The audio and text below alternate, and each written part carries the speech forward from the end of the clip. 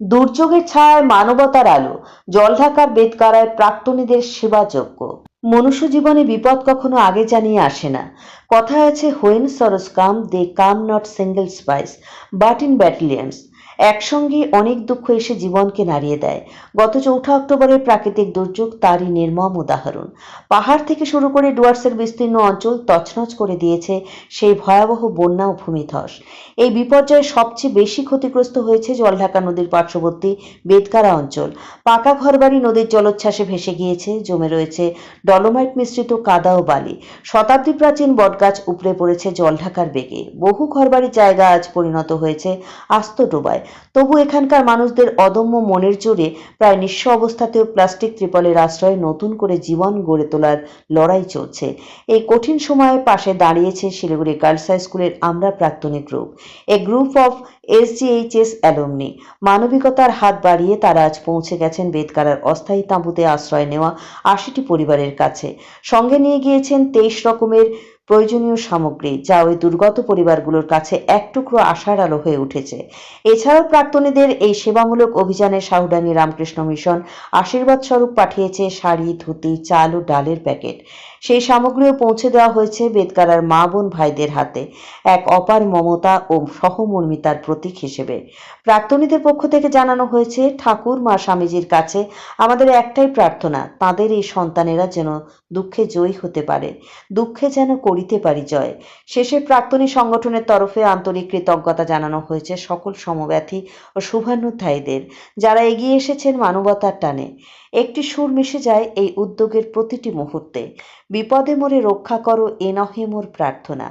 সকলের তরে সকলে আমরা, প্রত্যেকে আমরা পরের তরে।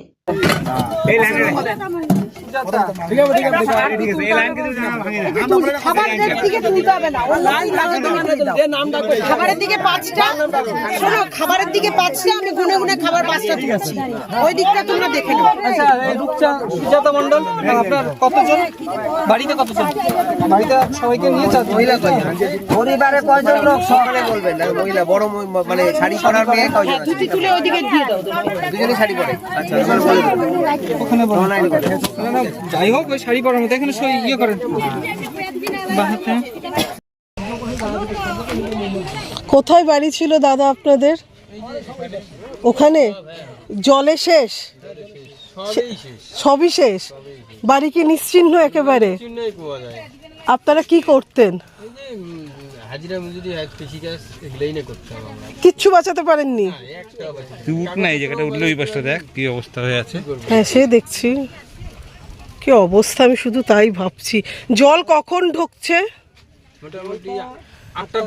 সকাল 8টার দিকে।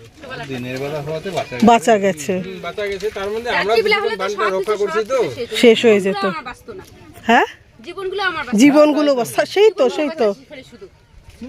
কোথায় থাকেন? এখানে আছেন? হ্যাঁ, এখানে। গোয়াকাটা ফাঁকাটা ওইদিকে যান নাকি? না না, হতে পারে আমাদের মতো আরো। শিলিগুড়ি। আর চলুন, আমরা আপনাদের দরকারি জিনিসপত্রই এনেছি যাতে আপনাদের কাছে লাগে। হাঁড়ি, কড়াই এগুলো আছে। আমি একটা কি বলতে দাদা, শুনেন, এমনি আপনারা যে ক্যাম্পে ঢুকেন, লিস্ট তৈরি করেন। লিস্ট না তৈরি আপনারা কিন্তু আপনাকে কেউ পাবে না, কেউ দিতে পারবে না। আমাদের কাছে লিস্ট আছে, আপনারা চলুন। থাকলেও হবে না। লিস্টের নাম আপনাদের, হ্যাঁ, সরকারের লিস্টে আছে, সরকারি লিস্ট আছে আমার কাছে। মনে করেন কেউ রুমে রেখে দেবে, আবার চলে যাবে। না না না না না, সরকারি লিস্ট অনুযায়ী দেবো। আপনারা আসুন, সরকারি লিস্ট অনুযায়ী দেবো।